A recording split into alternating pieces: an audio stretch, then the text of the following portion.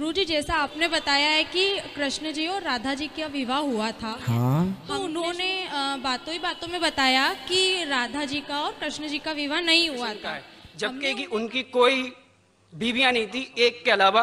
उनका नाम था रुक्मणी और उनसे ही बच्चा पैदा हुआ था पदुम। रुक्मणी का विवाह हुआ था, पर राधा का नाम कहीं भी नहीं लिखा है। तो उन्होंने कहा कि राम राम, आप मतलब ऐसे शब्द मत बोलिए क्योंकि उनका विवाह नहीं हुआ। बिस्मिल्लाहिर्रहमानिर्रहीम। अस्सलामुअलैकुम दोस्तों, एक हिंदू औरत का पंडित अनिरुद्ध आचार्य से सवाल था। उसने कहा कि आप कहते हैं कि राधा जी का हमारे भगवान कृष्ण से जो है वो शादी हुई थी, विवाह हुआ था, लेकिन उसने कहा कि मैं एक पंडित जो है वो उनकी कथा सुनती हूँ, वो कहते हैं कि राधा जी का जो है वो विवाह नहीं हुआ था। तो उसका कहना था कि इसमें क्या हकीकत है, क्या हुआ था या नहीं हुआ था। किताबों में लिखा है कि रुक्मणी के साथ जो है वो शादी हुई थी, उसके बाद 16,108 जो है वो शादियां उन्होंने की, लेकिन उसमें राधा का नाम नहीं है। तो दोस्तों, ये सवाल था उसका पंडित से। आइए देखते हैं पंडित ने क्या जवाब दिया। उसके बाद इसी तरह का सवाल डॉक्टर जाकिर नाइक साहब से भी पूछा गया, उन्होंने क्या जवाब दिया, देखते हैं। वीडियो बहुत इंफॉर्मेटिव है, आइए वीडियो को स्टार्ट करते हैं। गुरुजी, जैसा आपने बताया है कि कृष्ण जी और राधा जी का विवाह हुआ था। हाँ, हमने शुरू से आपका सुना है, हम वही मानते हैं, आपको हमारा गुरु बना रखा है हमने।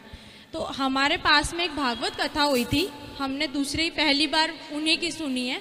तो उन्होंने बातों ही बातों में बताया कि राधा जी का और कृष्ण जी का विवाह नहीं हुआ था।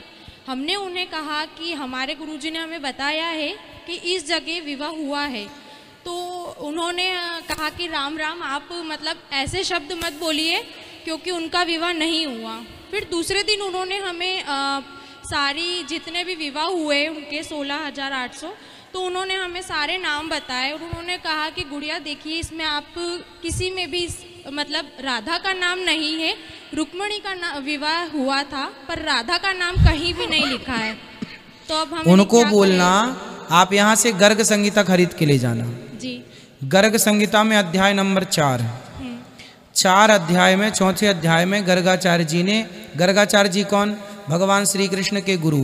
गर्ग संहिता, गर्ग संहिता में गर्गाचार्य जी ये बात लिख रहे हैं। विवाह हुआ अध्याय नंबर 4 खोल के दिखा देना जी। धन्यवाद। क्या है, भागवत जी बस आप पढ़ लेंगे, अन्य ग्रंथ नहीं पढ़ेंगे तो नॉलेज नहीं होगा। तो एक ग्रंथ पढ़ के सर्वज्ञाता नहीं हो सकता व्यक्ति, सारे ग्रंथ पढ़ने पड़ेंगे, सारी चीजें पढ़नी पड़ेंगी।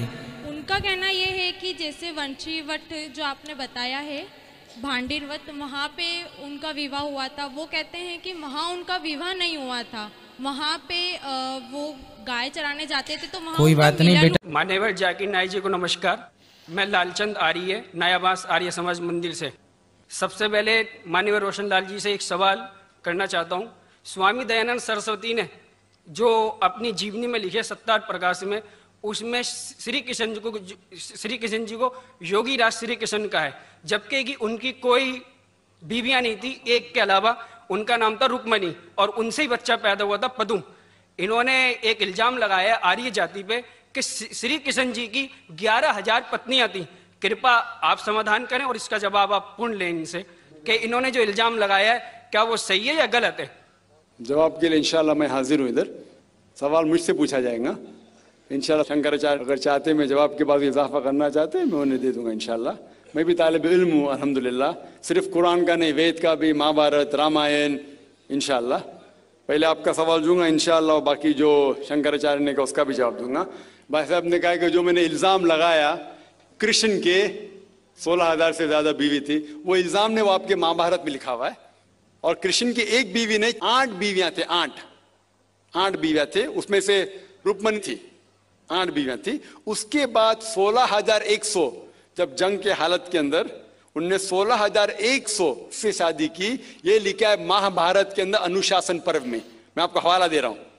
किसी भी धर्म में, किसी भी मजहब में जब आप तकरीर करते हैं, जवाब देते, उसका हवाला होना चाहिए किताब से। मैं कहता हूं या कोई स्वामी कहते हैं, शंकराचार्य कहते, उसकी वैल्यू 0 है। मैं कुछ कहता हूं इस्लाम में, उसकी वैल्यू 0 है। मैं हवाला दूंगा कुरान और सही हदीस का।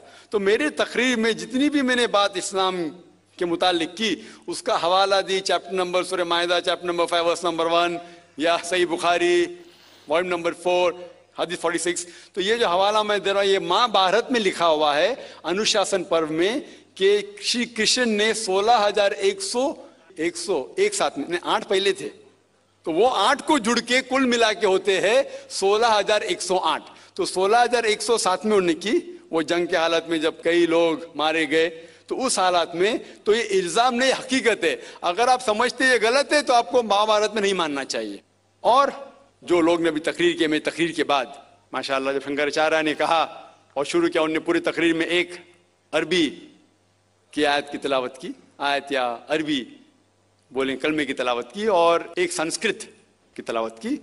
और कई लोग ने जब उन्हें कहा ला इलाहा इल्लल्लाह मुहम्मद रसूलुल्लाह, जब उन्होंने कहा कलमे शहादत ला इलाहा इल्लल्लाह मुहम्मद रसूलुल्लाह, बहुत लोग ने ये समझा होगा कि जो कह रहे हैं शंकराचार्य वो मुसलमानों को बहलाने के लिए कह रहे होंगे। उनकी क्या नियत थी अल्लाह वाला, मैं नहीं जानता, मैं उनकी नियत के ऊपर शक नहीं कर सकता हूं। लेकिन क्योंकि मैं तालिब इल्म हूं इस्लाम और दिगर मज़ाहिब का, मेरे दिमाग में फौरन जो वो कह रहे थे कि ये एक कलमा वेद का निचोड़ है, पुराना का निचोड़ है, जो वो कह रहे थे फौरन मेरे दिमाग में वो श्लोका याद आने लगे।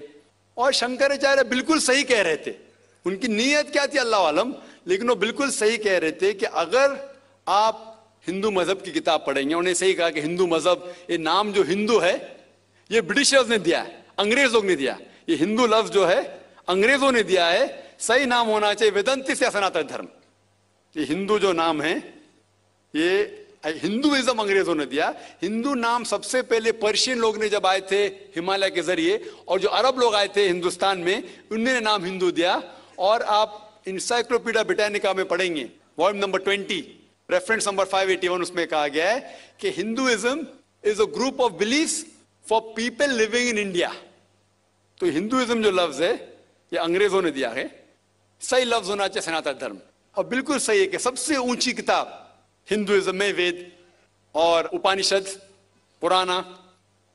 अगर आप पढ़ेंगे छंदोग्य उपनिषद अध्याय 6 सेक्शन नंबर 2 श्लोका नंबर 1 उसमें लिखा गया है एकम एविदित्यम, भगवान एक ही है दूसरा नहीं है।